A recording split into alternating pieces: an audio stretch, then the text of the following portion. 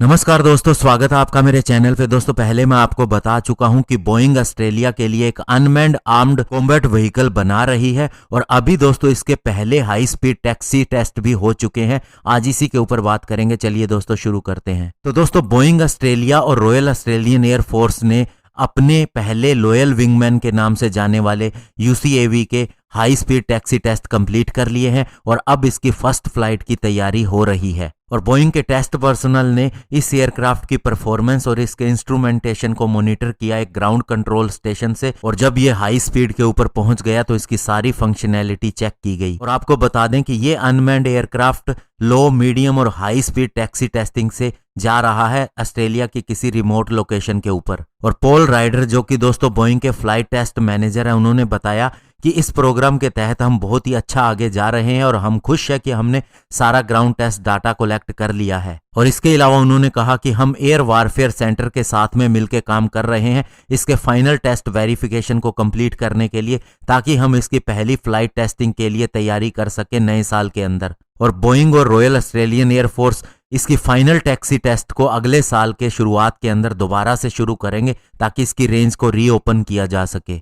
और दोस्तों royal Australian air force के head of air force capability air vice marshal Cath Roberts का कहना है कि जब दिसंबर मंथ के अंदर पहली बार इसके ट्रायल्स देखे तो ये एक्स्ट्रा ऑर्डिनरी लगे। और उनका कहने का मकसद ये था कि यह देखने में बहुत ही स्पेशल लगता है जब किसी टेस्टिंग हो रही हो ऐसे एयरक्राफ्ट की जो टेक्नोलॉजी को एक नेक्स्ट लेवल के ऊपर ले जाता है। और उन्होंने कहा कि जो एक्सपीरियंस और उत्साह है बोइंग का और हमारी एयरफोर्स की टीम का, वे मुझे अपने उस समय की याद दिला देता है जब मैंने अपने पहले कैरियर की टेस्टिंग एयरक्राफ्ट की फ्लाइट ली थी। और इसी का नाम ही इनोवेशन है, जिसके अंदर हम साथ में मिलकर काम करते हैं और बहुत सी चीजें अचीव करते हैं। और दोस्तों आपको बता दें इसके अंदर कम से कम 35 ऑस्ट्रेलियन सप्लायर भी शामिल है जो कि ऑस्ट्रेलियन इंडस्ट्री के तहत काम करते हैं और उन्होंने इसकी डेवलपमेंट के अंदर अपना कंट्रीब्यूशन दिया है। और इसके अलावा दोस्तों इन्वेस्टमेंट के लिए BAE सिस्टम ऑस्ट्रेलिया भी शामिल है और इस टेस्ट के समय भी वह इनके साथ ही जुड़ा हुआ है। तो दोस्तों आप सोच रहे होंगे कि बोइंग हमें FA-18 ऑफर कर रही है, तो हम क्यों नहीं ऐसा ही ड्रोन बना लेते, जबकि हमें भी इसकी जरूरत है और इस समय सबसे ज्यादा बात भी कॉम्बैट ड्रोन की ही हो रही है। तो दोस्तों पहली बात तो आपको बता दें कि ऑस्ट्रेलियन इंडस्ट्री इंडिया के सामने कुछ भी नहीं है। ये बात और है कि पास्ट के अंदर इंडिया को इतना ज़्यादा एक्सपीरियंस नहीं रहा या उसकी स्पीड कम रही है, लेकिन अभी हम बहुत आगे जा रहे हैं। हमारा रुस्तम ड्रोन भी ऐसा ही है, उसमें कुछ एक अभी प्रॉब्लम्स आ रही हैं लेकिन जल्द ही उसके सफल टेस्ट हो जाएंगे और वो एक कॉम्बैट ड्रोन है और जिसे हमने केवल और केवल इंडियन पार्टनर्स के साथ मिलकर DRDO ने बनाया है और लोकली ही बनाया है।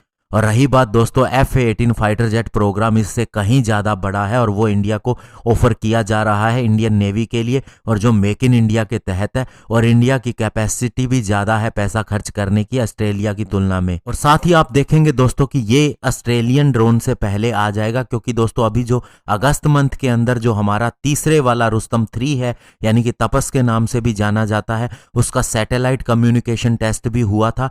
और साथ ही दोस्तों उससे ऑप्टिकल पेलोड को भी लगाया गया था और उसका भी टेस्ट करके देखा गया था। तो ऐसे में इंडियन ड्रोन भी दोस्तों जल्द ही कंप्लीट कर लेगा अपने सारे टेस्ट और ऑस्ट्रेलिया की भी फर्स्ट फ्लाइट जल्द ही हो जाएगी। धन्यवाद। जय हिंद।